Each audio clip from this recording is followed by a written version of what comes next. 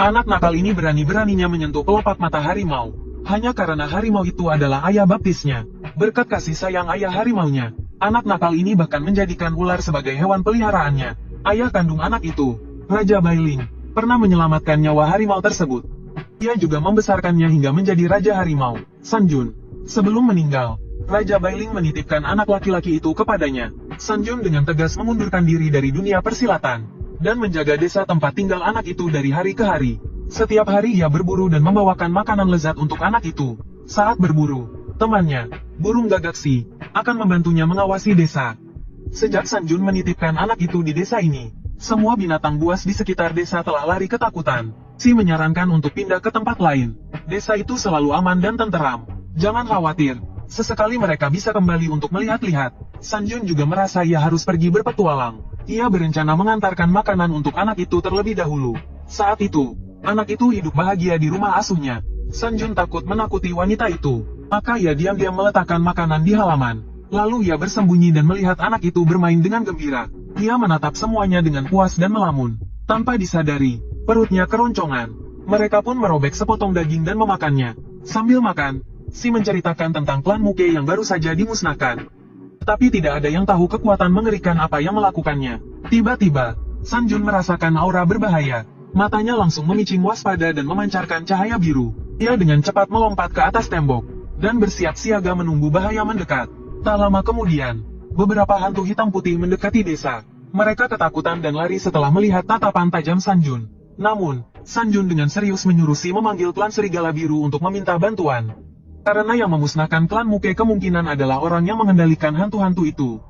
Tiba-tiba terdengar tawa tajam dari puncak gunung yang jauh. Terlihat dua sosok yang bukan manusia sedang memperhatikan Sanjun. Sanjun tahu betul bahwa tujuan mereka adalah anak berambut putih, Alan.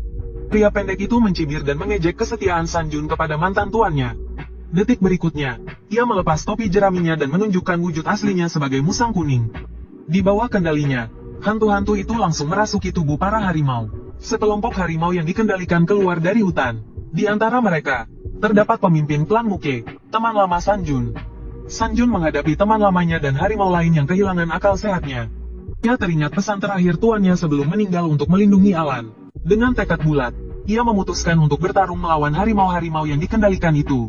Ia tidak akan membiarkan mereka memasuki desa. Dengan satu cakar, ia memenggal kepala seekor harimau. Ia melompat dan terbang di atas dua ekor harimau, dan menginjak kepala mereka ke tanah. Dengan keyakinan untuk memenuhi amanah tuannya, Sanjun semakin bersemangat bertarung. Ia berhasil menghentikan serangan para harimau. Ia memanfaatkan kesempatan itu untuk menginjak seekor harimau di tanah, dan merobek hantu yang merasukinya dengan mulutnya. Beberapa harimau yang memiliki kemauan kuat mulai sadar. Sanjun menyuruh mereka lari sejauh mungkin dan menunggu matahari terbit. Dengan begitu, hantu yang merasuki mereka akan menghilang. Harimau-harimau bodoh itu dengan bingung bertanya mengapa musang kuning itu memperkuat kendalinya, dan mereka dibunuh oleh teman-teman mereka yang dirasuki hantu. Mata Sanjun langsung dipenuhi amarah. Dalam sekejap, ia membunuh beberapa harimau yang sedang lengah. Ia meraung, tidak ada yang boleh melewati tembok ini. Kedua makhluk itu menyaksikan pertarungan antar harimau dari kejauhan dengan gembira, terutama musang kuning yang mengendalikan hantu-hantu itu. Tiba-tiba, matanya memerah dan ia memperkuat kekuatan hantu-hantu itu. Sanjun langsung dikepung oleh sekelompok harimau. Ia berada dalam situasi yang sangat tidak menguntungkan. Beberapa harimau berhasil memasuki desa, dan mencari anak laki-laki itu. Ibu angkat Alan menyembunyikannya di dalam peti. Tanpa sepengetahuannya, seekor harimau telah membuka jendela dan melihat anak laki-laki itu. Setelah musang menemukan anak laki-laki itu melalui harimau tersebut, ia dengan bersemangat memerintahkan harimau-harimau lain yang dikendalikannya untuk menyerang. Namun, pemandangan berikutnya membuatnya terkejut. Sanjun langsung mengalahkan harimau-harimau yang mengepungnya. Kata-kata Sanjun kepada musang membuatnya ketakutan. Setelah masalah malam ini selesai, aku akan memusnahkan seluruh klanmu. Marah dan takut, musang menjadi nekat. Ia mengendalikan harimau-harimau lain untuk menerkam Sanjun. Saat itu, Sanjun mendengar teriakan seorang wanita. Terlihat seekor harimau mencoba masuk ke dalam rumah melalui jendela. Sanjun tahu dia tidak bisa terus bertarung dengan mereka. Ia ingin segera bergegas ke desa untuk melindungi anak itu. Saat berlari ke desa, ia bertemu dua harimau yang menghalangi jalannya. Namun, aura Sanjun yang kuat membuat mereka mundur ketakutan. Tiba-tiba, terdengar suara gemuruh dari belakang. Seekor harimau besar merobohkan pagar. Itu adalah Muh, pejuang dari utara dan teman lama Sanjun. Sanjun tahu bahwa Muh yang dirasuki hantu menjadi lebih kuat. Ia mencoba menyadarkan Muh. tetapi tidak berhasil. Untuk melindungi anak itu, Sanjun terpaksa berhadapan langsung dengan temannya. Kedua harimau kuat itu saling menerkam. Sebagai Raja Harimau Hutan, Sanjun menghantam Mu dengan satu tamparan. Mu membalas dan hampir melukai Sanjun. Tiba-tiba, cakar Mu memancarkan cahaya biru keunguan. Jelas Musang telah memperkuat kekuatan hantu tersebut. Mu yang menjadi sangat kuat, menekan Sanjun ke tanah. Musang yang berada di kejauhan senang melihat mereka saling bertarung. Kyuer yang bertato 3 bekas luka penasaran dengan manusia yang dilindungi Sanjun. Musang ingat pesan Bai Mei untuk tidak membiarkan Kyuer tahu identitas anak itu. Ia pun mengarang cerita bohong. Sanjun bangkit, menggigit cakar Mu dan membantingnya. Lalu ia mencengkeram Mu dan mengarah ke hantu di lehernya. Setelah merobek kedua hantu dengan mulut dan cakarnya, Mu perlahan sadar. Ia bertanya pada Sanjun mengapa ada di sana. Sanjun memintanya untuk melihat apa yang tersisa di lehernya. Setelah itu, ia pergi mencari anak laki-laki itu. Kyuer yang melihat situasi memburuk, langsung melompat turun dari tebing. Setelah merobek hantu terakhir di tubuhnya, Mu ingat keluarganya dibantai oleh Kyuer dan menjadi marah. Ia merasakan aura mengerikan mendekat dengan cepat. Ia memperingatkan Sanjun akan bahaya. Sebuah batang kayu besar seperti anak panah terbang ke arah mereka. Serangan Kyuer yang mengerikan menembus tubuh Mu. Mu yang baru saja sadar, langsung terbunuh oleh Kyuer. Melihat ini, Sanjun meraung marah. Detik berikutnya, ia terlempar oleh pukulan Kyuer yang sangat cepat. Pria ini adalah pemimpin klan Kyuer. Meskipun mirip harimau, klan Kyuer memangsa harimau. Sifat buas mereka menyebabkan kehancuran dimanapun mereka pergi. Keluarga Sanjun juga dibantai oleh klan Kyuer. Sebagai pelindung Gunung Bai, Raja Bailing tidak bisa mentolerir keberadaan mereka. Untuk menghilangkan ancaman ini, Raja Bailing memusnahkan klan Kyuer. Saat itu, ia juga menyelamatkan Sanjun yang masih kecil. Dengan bantuan Bai Mei, Kyuer berhasil selamat. Ia diberi pil yang mengubahnya menjadi manusia. Selama proses ini, Kyuer terus berlatih dan menjadi sangat kuat. Ia melukai Sanjun dengan kekuatannya yang luar biasa. Kelompok lain adalah manusia yang berpakaian kulit harimau. Tujuan mereka juga untuk merebut anak laki-laki berambut putih itu. Saat pemimpin mereka berpikir untuk menyerang karena melihat keduanya terluka, Musang terbang ke belakang mereka. Musang yang sudah tua dan rabun, mengira mereka adalah harimau yang tidak terkendali. Ia memerintahkan mereka untuk segera mengambil anak itu dari desa. Tanpa disangka, seorang pria nekat melakukan serangan diam-diam. Setelah menghindar, Musang kuning itu langsung mencakar topeng macan yang dipakai salah satu dari mereka. Melihat kulit harimau yang tercakar, Musang kuning itu baru sadar kalau mereka adalah manusia. Manusia yang licik. Sekarang tepat pukul 3 siang. Kalian semua akan kujadikan cangguiku. Sementara itu, Sanjun terus dihantam pukulan bertubi-tubi dari Kyuer. Meskipun Kyuer terluka oleh Sanjun, lukanya sembuh dengan sangat cepat. Setelah beberapa pukulan keras, Sanjun masih melawan dengan gagah berani. Kyuer menganggap Sanjun lawan yang tangguh dan terhormat. Kau lawan yang hebat. Kita akan bertarung lagi setelah kau menjadi lebih kuat. Setelah berkata demikian, Kyuer melanjutkan perjalanannya ke desa. Sanjun tidak menerima begitu saja. Dengan susah payah ia berdiri dan menerjang Kyuer. Kyuer buru-buru menggunakan tiang kayu untuk menangkis serangan Sanjun. Namun, pecahan tiang kayu tersebut menusuk luka di lehernya. Jelas, Kyuer kesakitan, dan Sanjun menemukan titik lemah Kyuer. Menghadapi Sanjun yang gigih, Kyuer mulai frustrasi. Tangannya mengeluarkan api dan ia menerjang Sanjun. Satu pukulannya membuat Sanjun terlempar keluar dari batas kayu desa. Saat itu, di kedalaman hutan, sekelompok serigala putih sedang memakan seekor babi. Seekor burung menyela mereka. Sahabat Sanjun, burung murai, akhirnya menemukan kawanan serigala. Namun, serigala biru tidak ada di antara mereka.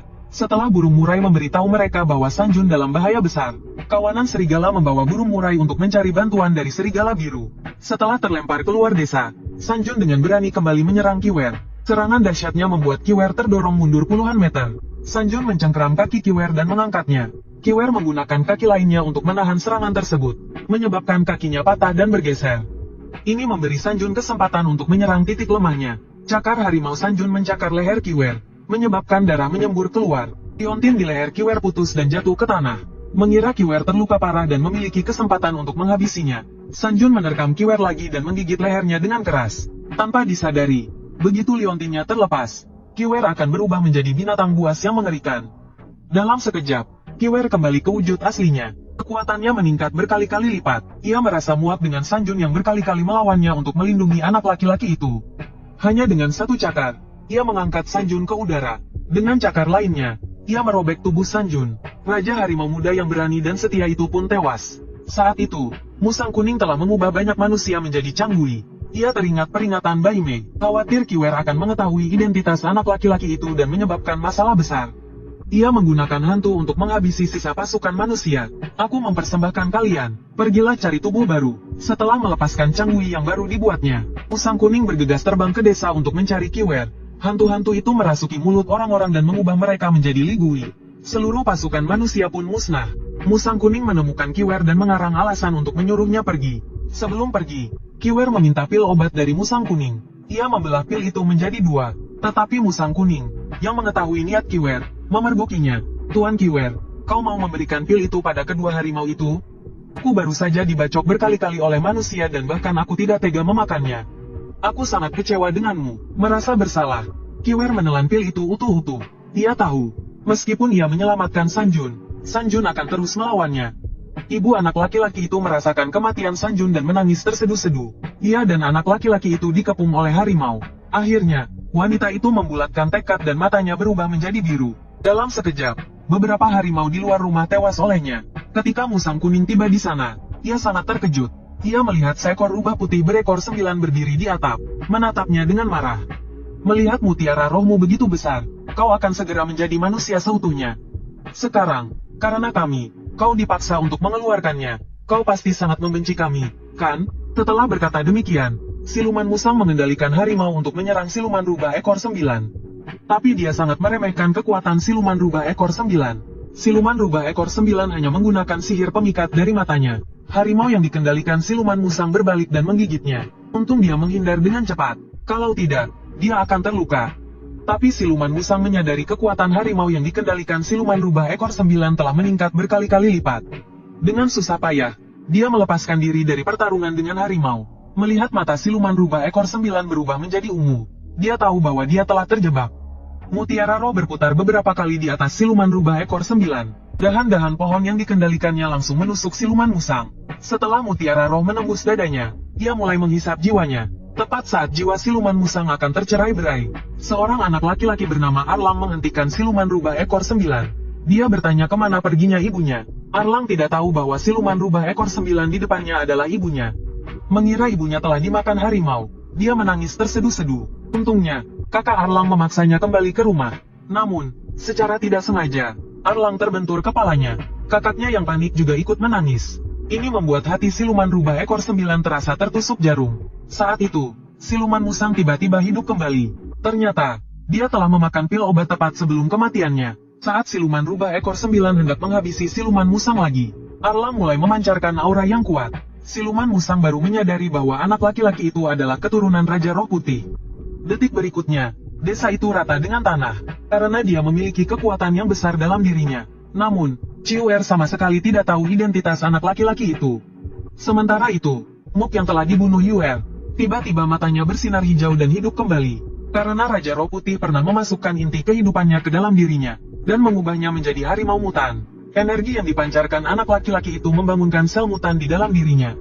Sehingga setelah hidup kembali, misinya adalah melindungi anak itu. Di sisi lain, Meihu memasukkan mutiara roh ke dalam mulut Sanjun, menitipkan harapan untuk menemukan anaknya kepada Sanjun. Ini juga berarti Meihu akan segera kehilangan kesadarannya dan menjadi rubah biasa. Namun, Sanjun tak kunjung hidup kembali. Saat itu, Ciuer datang ke hadapan mereka dan menemukan aura Sanjun semakin kuat. Dia bersiap untuk menghancurkan Sanjun sepenuhnya agar tidak menimbulkan masalah di kemudian hari. Bagaimana mungkin Meihu membiarkannya melakukan itu dengan mudah?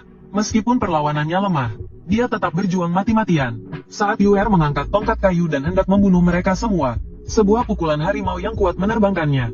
Muk dalam wujud manusia harimau hanya dengan satu pukulan membuat Ciuer terluka parah. Lalu menginjaknya dengan kakinya. Dia kemudian mencari anak itu. Tetapi anak itu sudah menghilang. Muk kemudian menyalakan keenam matanya dan menemukan arah anak itu melalui auranya.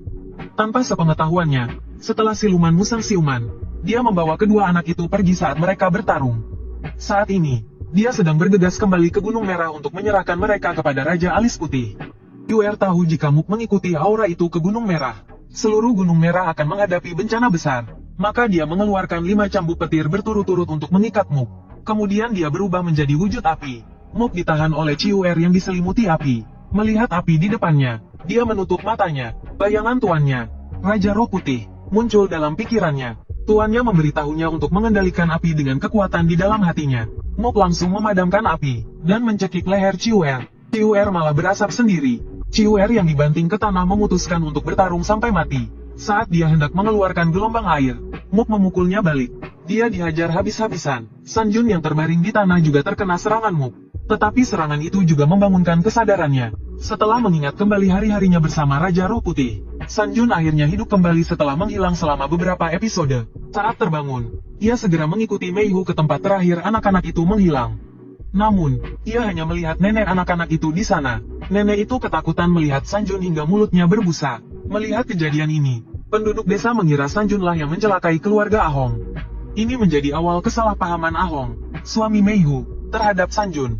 Di sini perlu dijelaskan hubungan antar tokoh. Meihu memiliki adik perempuan yang juga berekor 9. Anak laki-laki itu adalah anak dari adiknya dan Raja Roh Putih. Karena tidak menemukan anak laki-laki itu, Sanjun melampiaskan amarahnya pada Yuer. Yuer, yang baru saja dihajar Muke, kembali disiksa oleh Sanjun. Di sisi lain, Meihu menyadari bahwa musang kuning telah menghilang. Meyakini bahwa musang kuninglah yang membawa anak-anak itu, ia segera menghentikan Sanjun. Ia mengajak Sanjun untuk mencari anak-anak tersebut. Muke, yang tidak memiliki kesadaran diri, juga ikut bergabung dalam pencarian. Hal ini membuat Kiwer merasa diabaikan.